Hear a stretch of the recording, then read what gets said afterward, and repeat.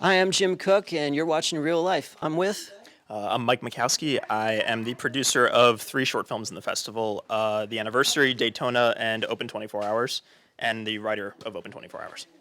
Very good. So, geez, you've been very busy. So, tell us more about the producing element of all these films, could you? Well, sure. Yeah, I mean, I'm just sort of heavily involved in pre-production, sort of creative, the development process. I do all the casting for all of them myself. We shot all of them in Los Angeles. I live in Los Angeles currently, but I'm from Roslyn, so Long Island. My mom still lives in Roslyn, and it was nice to be able to sort of come back because my mom hasn't seen any of the films, so she wanted to see them on a big screen. So she's invited all of her friends to come see them, and two of them are going to be today, and one of them is on Tuesday. So yeah, it's great to be able to come back. It's great to have you. And also, so for Open 24 Hours, what's the secret to comedy?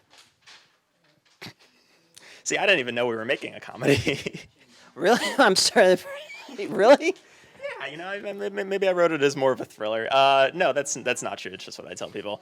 But I don't think that it was something that we expressly, we set out to make a comedy. I think we just wanted to make something with kind of like a unique story, and there ended up being some sort of humor in it that we found. I think during the production process, but it wasn't sort of the initial aim. I don't think I'm a funny person. I'm not.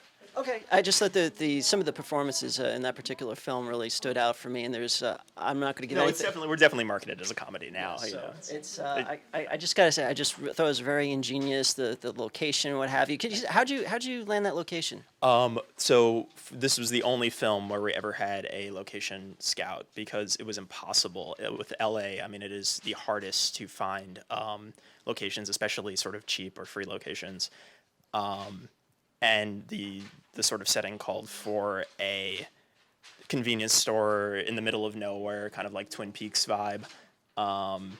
And you couldn't find that in LA without sort of paying through the nose. So we ended up shooting that 2 hours north of LA in a place called Wrightwood. It was a sort of like ski town, very strange but fun town.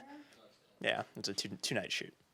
So tell us more about Daytona. What's the premise for that one? Okay. Yeah, Daytona is about a retired military colonel who sort of exhibits signs of post traumatic stress disorder and thinks that he sees an old former enemy combatant in his retirement town and sort of loses it in the process. And the lead actor is a guy named James Russo, who is a native of Glen Cove, actually. He lives out in LA now, too, but he's a tremendous character actor who's been in so many amazing movies throughout the years, like Donnie Brasco, Beverly Hills Cop, Django Unchained. He's really, really amazing guy, and we learned so much from him. Well, also there was a lot of car scenes, and when it comes to short films, either you have a budget or you don't, or something in between. Something is something like like actually having somebody in a car traveling to and from what have you. I was just curious to know, how did those production days turn out with him, racing around, or the illusion of him racing around in the film? We built sort of an elaborate car mount actually on my Jeep Wrangler, and sort of drove throughout Agua Dulce, which is a sort of really beautiful desert town on the outskirts of LA. And that was just a full day of shooting with two cars and sort of a skeleton crew going out and the rest of the crew remaining at base to, yeah. So sometimes you got to sacrifice your own, even your own vehicle, just to make it happen. Oh, yeah, and we dirtied it up so much. I'll show you the photo after this, but it was like a really clean car, and then we had guys with like dirt, like they mixed dirt and liquid. I guess this is what production designers do. I didn't know about this, or I wouldn't have volunteered my car. And they're squirting this dirt all over my car to make it look like rugged, like it's been through the wilderness, which is the opposite of what it had been. Yeah. And the last film again The was Anniversary. the Anniversary, yes, and that was actually really powerful. I mean, I like the chemistry between the husband and wife. Or lack thereof. Yeah. Well, yeah, the actors actually are absolutely phenomenal, and I love the payoff. So just tell me what it was like working with them, and what you were trying to achieve through their performances. Well, they're both tremendous actors who we sort of seeked out because we were fans of their work in other films. Elena, the wife, had been in a movie called Escape from Tomorrow, which was the found footage movie that was shot entirely at Disney World and Disneyland. Oh, right, yes. And she played the wife in that. So she she can sort of do the Norman Rockwell sort of chipper wife, but she has this sort of dark underbelly, which we sort of wanted to exploit for the film. And Andrew Sensenig had been in a film called Upstream Color, which premiered at Sundance, I think, 2 years ago.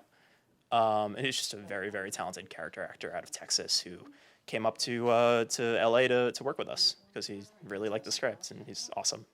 So out of all these projects, what's the one thing that you took away from these three particular films? What did you learn? Oh God. I mean, they're all so different. They're all completely different genres. So I think it was the big education. I think came from, sort of learning the production process for the first time. These were the first films we ever made outside of college, and I